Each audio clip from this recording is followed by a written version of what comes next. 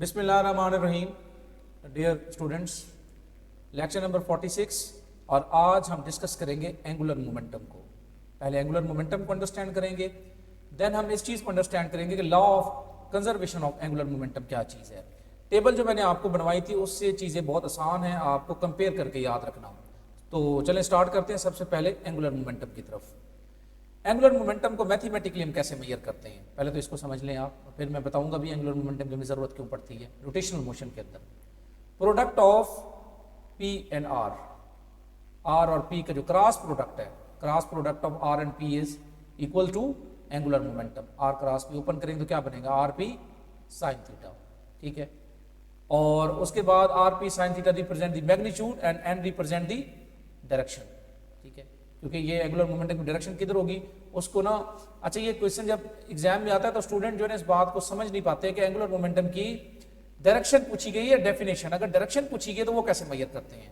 वो कहता है कि एंगुलर मोमेंटम डिपेंड करता है आर और पी पे। आप ऐसे समझ लें कि ये आर है और ये पी है, ये उस पेज के ऊपर मौजूद है, ये समझ लें उस प्लेन के ऊपर मौजूद है, आर बी और पी बी। ठीक है, तो एंगुलर मोमेंटम किधर होगा, उस प्लेन के परपेंडिकुलर, उस प्लेन के परपेंडिकुलर। कौन सा प्लेन, जिसके ऊपर आर और पी पड़े हुए हैं। दोबारा सुन लें, ये परपेंडिकुलर है एंगुलर मोमेंटम किसके, उस प्लेन के जिसके ऊपर क्या पड़ा हुआ है, आर और पी। तो ये देखें, ये आर और ये पी, तो एंगुलर मोमेंटम यहां पे आएगा ऐसे। तो आर और पी उस प्लेन के ऊपर पड़े हुए हैं, तो direction of angular momentum is perpendicular to the plane containing R and P. तो ये पॉइंट समझ आ गया। आर और पी वेक्टर जो है वो प्लेन पे पड़े हुए हैं, ये आर पड़ा हुआ है, ये पी पड़ा हुआ है। एंगुलर मोमेंटम किधर है, उस हाथ के उस प्लेन के परपेंडिकुलर जिसके ऊपर वेक्टर आर और पी मौजूद हैं। ये डायरेक्शन मेजर करने का इसका तरीका है। दूसरा, इसका यूनिट जो है ना वो हम कैसे मेजर करते हैं। अब आपको पता है कि पी जो है ना, इसका यूनिट कैसे हम निकालते हैं, किलोग्राम, क्योंकि पी इक्वल होता है एम वी के, किलोग्राम मीटर पर सेकेंड, और आर का मीटर तो ये बन जाएगा किलोग्राम मीटर स्क्वायर पर सेकेंड। ठीक है, तो यहां से आप जाउल सेकंड में निकाल सकते हैं। ठीक है, W equals to F D put करके जाउल, यहां से ना आप ये जाउल सेकंड, ये देखें ना किलोग्राम मीटर स्क्वायर जो है ना, ये आपको वर्क का यूनिट मिलता है किलोग्राम मीटर स्क्वायर। तो इसका दूसरा यूनिट क्या है, जाउल सेकंड, ये भी आप याद रख सकते हैं। ठीक है, ये है जब आपसे सिंपल एंगुलर मोमेंटम का पूछा गया। थोड़ा सा इसका बेटर वे से कंसेप्ट लेने की कोशिश करते हैं कि हमें एंगुलर मोमेंटम की जरूरत क्यों पड़ती है। सपोज कर लें हमारे पास एक ऑब्जेक्ट है जिसका मास m है और वो मूव कर रहा है किसमें, सर्कुलर वे से मूव कर रहा है, उसकी एंगुलर मोशन मौजूद है। अब इसकी जो मोशन है वो किस चीज़ पे डिपेंड कर रही है, ये देखें। एक तो हम पहले बता चुके हैं कि रोटेशनल मोशन किस पे डिपेंड करती है, आर पे। और अगर यहाँ से रस्सा टूट जाए तो इसकी जो वेलोसिटी की डायरेक्शन होगी वो इधर होगी। तो मोमेंटम बेसिकली किस चीज़ के साथ अटैच है, यहाँ पे v के साथ। v के चेंज होने से p की वैल्यू भी चेंज होगी और उसका मैस भी मौजूद है, इसलिए हम यहाँ पे ये जो वेक्टर है ना ये मोमेंटम को शो कर रहे हैं, क्योंकि ये v का वेक्टर है। तो और p जो है ना, जिस डायरेक्शन में v होगा उसी डायरेक्शन में p होगा। तो यहाँ पे आप जब लीनियर मोशन होती है तो फिर आप p इक्वल टू mv लेते हैं। यहाँ r को इन्वॉल्व किया है क्योंकि r को कम या ज्यादा करने से रोटेशनल मोशन पे फर्क पड़ता है। तो इसलिए cross product of r and p आपको क्या देता है, angular momentum of a particle in circular motion. Let us consider a body of mass m having linear momentum. इसका मतलब क्या हुआ, लीनियर मोमेंटम में मैंने आपको क्या बताया था कि हम लीनियर मोमेंटम क्यों लेते हैं, कि ऐसी प्रॉपर्टी ऑब्जेक्ट की जिससे वो अप्लाइड जो फोर्स उस पर लग रही है उसको रेजिस्ट करे, और वो डिपेंड कर रहा था मास पे और वेलोसिटी पे। लेकिन यहाँ पे क्या है कि जब यहाँ पे जो रोटेशनल मोशन जो है उसके अंदर जो रेजिस्टेंस है वो उसमें सिर्फ आप m और v नहीं लेंगे, वहां r भी इन्वॉल्व हो रहा है, क्योंकि r के कम या ज्यादा होने से रोटेशनल मोशन पे फर्क पड़ता है। तो cross product of r and p, यानी p linear momentum, r radius, इन दोनों का जो क्रॉस प्रोडक्ट है वो आपको क्या देगा, angular momentum. l equals to R P sine theta, और यहाँ पे p की वैल्यू क्या होती है, mv। यहाँ से इक्वेशन, और v की जगह आप क्या पुट करेंगे, r ओमेगा, इस v की जगह r ओमेगा पुट करेंगे तो इक्वेशन क्या बनेगी, M R square omega. M R square किस चीज़ की इक्वल है, आई के इक्वल, पहले आपने किया हुआ पिछले टॉपिक में। तो एंगुलर मोमेंटम किस चीज़ की इक्वल आ गया, L equals to I omega. इसका मतलब क्या है, ये मैं आप जब आगे एग्जांपल आपको बताऊंगा तो वहां आपको समझ आएगी कि ये law of conservation of angular momentum है। इसका मतलब ये होगा कि आई बढ़ाएंगे ओमेगा कम हो जाएगा, क्योंकि एंगुलर मोमेंटम को कांस्टेंट रहना है। आई कम करेंगे ओमेगा बढ़ जाएगा। ये बात आपको कैसे समझ आएगी, इसके लिए मैं आपको law of conservation of angular momentum, जिसको हमने प्रूव करना है, ये उससे मैं पहले आपको एक एग्जांपल से ये चीज समझाने की कोशिश करता हूं कि एंगुलर मोमेंटम का यहाँ पे कंसेप्ट क्या है। सपोज कर लेंगे हमारे पास एक बीकर है, उसके अंदर कोई लिक्विड मौजूद है। इस लिक्विड में मैंने कुछ ड्रॉप्स ऐड किए। जैसे ही मैं ड्रॉप ऐड करूंगा ये ऐसे रोटेट कर रहा था, ऐसे रोटेट कर रहा था। जैसे मैं कुछ ड्रॉप्स ऐड करूंगा तो इस पूरे सिस्टम का मैस बढ़ जाएगा। जब इसका मैस बढ़ जाएगा तो I equal to M R square के हिसाब से मैस के बढ़ने से आई, उसका रोटेशनल इनर्शिया आई बढ़ जाएगा। जब आई बढ़ जाएगा तो ओमेगा को कम होना होगा। क्यों? L equals to I omega, उन दोनों की ज़रब जो है वो क्या रहनी चाहिए, कांस्टेंट रहनी चाहिए। आई जितना बढ़ेगा ओमेगा उतना कम हो जाएगा और एंगुलर मोमेंटम क्या हो जाएगा, कांस्टेंट। ओमेगा का कम होने का क्या मतलब है, ये जो रोटेशन है ना इसकी ये स्लो हो जाएगी। So simple. ये आपने ड्रॉप ऐड किए, पानी ऐसे रोटेट कर रहा था, जैसे ड्रॉप ऐड हुए मैस के ऐड होने से वो स्लो हो गए। क्यों? Because of law of conservation of angular momentum. जी, law of conservation of angular momentum क्या चीज है, product of I and omega वो क्या रहेगा, कांस्टेंट रहेगा। आई बढ़ाएंगे ओमेगा कम हो जाएगा, आई कम करेंगे ओमेगा, और आई किस पे डिपेंड करता है, एम और आर पे। ये क्वेश्चन आगे यूज होगी, ये भी आपसे प्रूफ पूछा जा सकता है। ये एंगुलर मोमेंटम का दूसरा फॉर्मेट है। एक तो आप इस वे से मेजर करते हैं, cross product of R cross P, या फिर आप इस वे से भी मेजर कर सकते हैं। ठीक है, अब थोड़ा और आगे बढ़ते हैं। Angular momentum of rotating rigid body, जैसे हमने पीछे रिजिड बॉडी ली थी, सेम वही केस हम यहाँ पे लेंगे। ठीक है, तो हमारे पास उसी तरह की क्वेश्चन बन जाएगी। एक रिजिड बॉडी ली, उसको उसी तरह रोटेट करवाया, तो उसका जो रोटेशनल इनर्शिया था वो क्या आ रहा था, तमाम पार्टिकल्स के, मैंने डायरेक्ट लिख दिए। आई हर एक टुकड़े का मेजर करें, ओमेगा क्या होगा, तमाम पार्टिकल्स का वो क्या रहेगा, सेम रहेगा। ओमेगा क्यों सेम रहेगा, आप सोचें कि ओमेगा क्यों सेम रहेगा। ओमेगा इसलिए सेम रहेगा क्योंकि वो यूनिफॉर्म वेलोसिटी के साथ मूव कर रहा है। ऐसे तमाम पार्टिकल्स जो है वो एक ही वेलोसिटी के साथ मूव कर रही है। देखें, तो जो जो पार्टिकल उसके अंदर मौजूद होंगे वो सारे एक ही वे से मूव करेंगे, इसलिए ओमेगा उनका बाहर आ जाएगा। और टोटल पार्टिकल्स का जो आई होता है वो इस फॉर्मेट में हम लिखते थे, इसलिए हम इस क्वेश्चन को लिख सकते हैं L equals to I omega. जी, यहां पे ये दो डेफिनेशंस आपसे पूछी जा सकती हैं, स्पिन एंगुलर मोमेंटम और ऑर्बिटल एंगुलर मोमेंटम, इनमें क्या फर्क है। देखिए, अगर ऑब्जेक्ट जो है वो अपने एक्सिस के गिर्द घूमता है, जैसे लट्टू घूमता है, जैसे जमीन जो है उसको आप स्फीयर काउंट करें और वो अपने ही एक्सिस के गिर्द घूम रही है, अपने ही एक्सिस के गिर्द घूम रही है, तो जब वो स्फीयर होगी तो स्फीयर के लिए फिर हम आई की वैल्यू जो है वो पुट करते हैं 2/5 एम आर स्क्वायर। आर क्या, radius of the earth, radius of earth. तो आई की वैल्यू ये होगी, दूसरी नहीं होगी।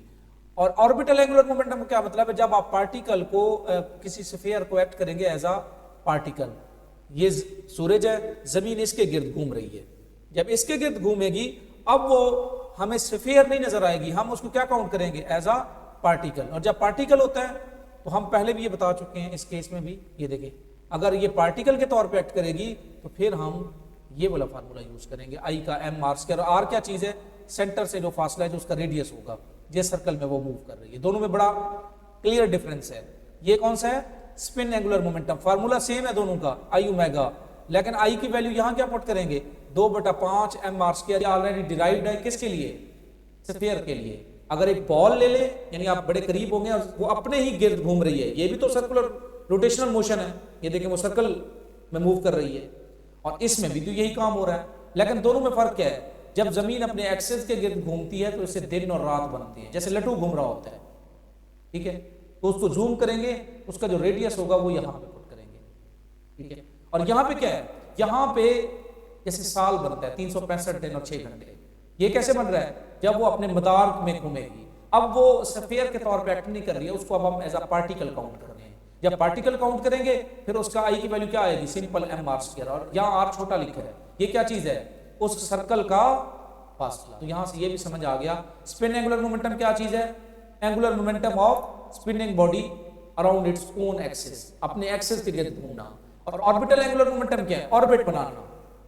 associated with the motion of body in circle and body is considered as point particle. In case of orbital angular momentum, because of orbital radius is large as compared to size of the body. ये देखे ना, ये point particle है और r बहुत बड़ा होता है, इसलिए m बहुत छोटा होगा, r की वैल्यू बहुत ज्यादा होगी. ठीक है, यहाँ पे देखे ये हमने जमीन को एज अ स्फीयर काउंट किया हुआ है, वो अपने ही एक्सिस के गिर्द घूम रही है. तो ये बेसिक डिफरेंस है स्पिन एंगुलर मोमेंटम में और angular momentum due to spin around its own axis. Angular momentum ये किस चीज के साथ अटैच है? Due to orbital motion. उसको हम क्या नाम देंगे? Angular momentum. ये कौन सा है? ऑर्बिटल. और ये कौन सा है? स्पिन. ये दोनों इक्वेशन और ये फर्क भी आपको आना चाहिए, ये डायग्राम भी साथ साथ डालिए. ये दो टाइप्स हैं एंगुलर मोमेंटम की. Law of conservation of angular momentum मैं पहले बता चुका हूं. अगर आप किसी जगह पर नेट टार्क जो है ना वो सिस्टम पे जीरो हो तो टोटल एंगुलर मोमेंटम क्या रहेगा? कांस्टेंट रहेगा. एंगुलर मोमेंटम की दो इक्वेशन आपने पढ़ी हुई. ये इक्वेशन कहां से ली गई है? F equals to delta P over delta T. Linear motion की इक्वेशन पढ़ते थे आप. F equals to delta P over delta T. आप इसको लिखेंगे टार्क इक्वल्स टू F की जगह टार्क, P की जगह angular momentum, torque equal to delta L over delta T. अगर कोई एक्सटर्नल टार्क सिस्टम पे एक्ट ना करे तो एंगुलर मोमेंटम क्या रहेगा? कांस्टेंट रहेगा. L equals to I omega या I1 omega 1 equals to I2 omega 2. क्या मतलब? वो बहुत आसान है. अब आप ये देखें कि शुरू के अंदर जब डांसर डांस कर रही होती है वो अपने हाथ फैला लेती है क्योंकि शुरू के अंदर उसको टार्क चाहिए. ये उसका आर हो गया और उसकी जो बॉडी है नीचे की तरफ, ये उसका आर और बॉडी जो है ना उसका वो वेट. तो इस फोर्स और आर से आपको टार्क मिलता है. तो इस एक दफा वो घूमती है, घूमने के बाद अगर फ्रिक्शन नीचे ना हो तो वो ऐसे घूमती रहेगी. आप लट्टू की एग्जांपल ले लें, उसमें भी यही काम आप करते हैं. एक दफा आपने टार्क दिया, उसको टार्क दिया, अब वो घूम रहा है. अगर फ्रिक्शन ना हो तो वो घूमता रहेगा. तो ये वही कंसेप्ट है कि अगर आप शुरू में फोर्स लगा देते हैं शुरू के अंदर, उसके बाद उस ऑब्जेक्ट का मोमेंटम चेंज हो रहा होता है. तो यहां पे क्या है कि शुरू में अगर टार्क लगाते हैं तो एंगुलर मोमेंटम चेंज हो रहा है विद रिस्पेक्ट टू. अब दरमियान में आपने कोई और फोर्स, आपने कोई और टार्क अप्लाई नहीं करना. ठीक है, तो इस बात को आपने थोड़ा सा समझ लेना है कि शुरू में आपने टार्क दिया, वो ऑब्जेक्ट रोटेट कर रहा है, अब वो रोटेट करता रहेगा. एंगुलर मोमेंटम उसका क्या हो गया? कांस्टेंट है. ठीक है, अगर आपने कोई और बाहर से कोई और टार्क ऐड कर दिया तो फिर एंगुलर मोमेंटम कांस्टेंट नहीं रहेगा. अब इसके लिए ये बड़ी आसान सी बात है, अगर सिस्टम पे नेट टार्क जीरो है तो आपको एंगुलर मोशन मिलेगी. So simple. ठीक है, angular momentum of the system remain constant. ये भी उसकी इक्वेशन है और ये फेमस इक्वेशन है. इसका मतलब क्या होगा कि अगर किसी जगह पे आई कम हो रहा है तो ओमेगा बढ़ जाएगा, आई ज्यादा हो रहा है तो ओमेगा कम हो जाएगा. दोनों का प्रोडक्ट क्या रहेगा? सेम. इसी को आप क्या नाम देते हैं? Law of conservation of angular momentum. ये देखें, ये वाली एग्जांपल आपकी बुक के अंदर है, ये मैं वहीं पे आपको करवाऊंगा. अभी ये मैंने बताई हुई है आपको अंडरस्टैंड करवाने के लिए, और एक और बता देता हूं. सपोज कर ले एक कौवा जो है ना, यहाँ पे एक रोटी पड़ी हुई है, ये चूंच से ना थोड़ी सी रोटी उठा लेता है. जब ये रोटी उठाएगा तो आप देखेंगे प्लेट हिलेगी, उसके अंदर ओमेगा आ गया. प्लेट क्यों हिल रही है? क्योंकि जब इसने थोड़ा सा चूंच से रोटी उठाई तो मैस क्या हो गया? पूरा सिस्टम का जो पीछे सिस्टम है मैस कम हो गया. जब मैस कम होगा तो I equal to M R square, तो आई कम हो गया. जब आई कम हो गया तो ओमेगा बढ़ जाएगा, ओमेगा बढ़ जाएगा. जब ओमेगा बढ़ जाएगा लेकिन एंगुलर मोमेंटम क्या रहेगा?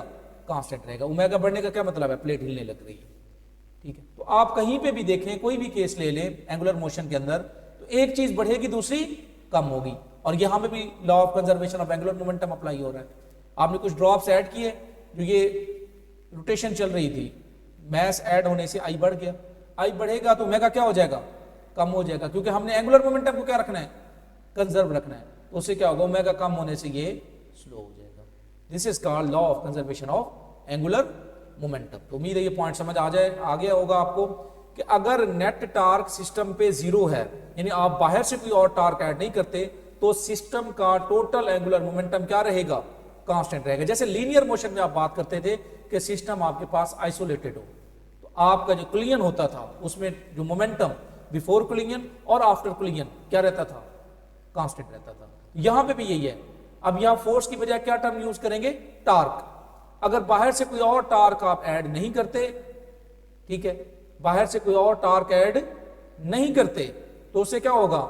एंगुलर मोशन बरकरार रहेगी, ठीक है। तो total angular momentum of the system remain constant. शर्त क्या है, नेट टॉर्क जो है सिस्टम में वो क्या हो, जीरो हो, ठीक है, L remain constant. If no external torques and on the system then the angular momentum of the system does not change with time. ये देखें ना, अगर टॉर्क बाहर से ना लग रहा हो तो एंगुलर मोमेंटम टाइम के हिसाब से क्या होगा, चेंज नहीं होगा। इसका दूसरा मतलब क्या है, एंगुलर मोमेंटम कांस्टेंट रहेगा। और ये दो चीजों में डिपेंड कर रहा है, आई पे और ओमेगा पे। अगर किसी वजह से आई बढ़ रहा है तो ओमेगा कम हो जाएगा, क्योंकि एंगुलर मोमेंटम को हमने क्या रखना है, कांस्टेंट रखना है। ये डेफिनेशन, इसकी ये वाली क्वेश्चन, और एट लीस्ट एक एग्जांपल आपने देनी है। ये एग्जांपल कौन सी है कि जब डाइवर जो है ना वो पूल में छलांग लगा रहा होता है तो अपनी बॉडी को इकट्ठा कर लेता है। जब वो बॉडी को इकट्ठा कर लेगा तो उसका साइज क्या हो जाएगा, कम हो जाएगा, रेडियस कम हो जाएगा। जब रेडियस कम हो जाएगा आई कम हो जाएगा, जब आई कम हो जाएगा तो ओमेगा बढ़ जाएगा। ओमेगा जब बढ़ता है तो वो कलाबाजियां खा के जाता है, समरसॉल्ट्स। वो ज्यादा कलाबाजियां क्यों ले रहा है, क्योंकि उसने अपनी बॉडी को इकट्ठा कर लिया, आर कम कर लिया। तो जब भी आर कम होगा तो आई कम होगा, जब आई कम होगा तो फिर आई के कम होने से ओमेगा बढ़ जाता है। इस केस में भी वही बात की गई। ये आपके एग्जाम्पल जो है, ये आपके एक्सरसाइज के अंदर भी ये शॉर्ट क्वेश्चन शामिल है। ये दो मैंने आपको एक्स्ट्रा दो बता दिए ताकि आप इस कंसेप्ट को और बेहतर तरीके से समझ सकें। एमसीक्यू में भी चीजें ऐसी पूछी जा सकती हैं। आपने क्या चीज देखनी है, आई भी चेंज हो सकता है, ओमेगा भी, एंगुलर मोमेंटम क्या रहेगा, कांस्टेंट रहेगा, वो कंजर्व रहेगा। तो ये था आपका आज का टॉपिक। इसको मैं थोड़ा सा सिंपल वे से और बता देता हूँ। ये मैथमेटिकल वे है, ये आपको आना चाहिए, डायरेक्शन आनी चाहिए एंगुलर मोमेंटम की, इसका यूनिट का आपको पता हो, ये भी बताओ कि एल इक्वल आई ओमेगा कैसे आता है इसी क्वेश्चन से, ये भी यहाँ से भी मैंने आपको समझा दी है। उसके बाद ये आपको पता हो कि स्पिन एंगुलर मोमेंटम और ऑर्बिटल एंगुलर मोमेंटम में क्या फर्क है, ये भी अलग आपसे पूछा जा सकता है। इनकी इक्वेशंस भी आपको याद होनी चाहिए। और उसके बाद law of conservation of angular momentum आपसे अलग पूछा जा सकता है। नेट टार्क अगर सिस्टम पे जीरो हुआ है तो टोटल एंगुलर मोमेंटम सिस्टम के क्या रहेगा, कांस्टेंट रहेगा, ठीक है। ये देखिए, अगर टार्क जीरो है तो जो चेंज आएगी delta L over delta T वो जीरो होगी। दूसरे अल्फाज में एल क्या रहेगा, कांस्टेंट रहेगा। और एल का दूसरी क्वेश्चन क्या है, आई ओमेगा या I one omega one equals to I two omega two. उसकी एक एग्जांपल आपने लाजमी देनी है, ठीक है, कोई भी आप दे सकते हैं।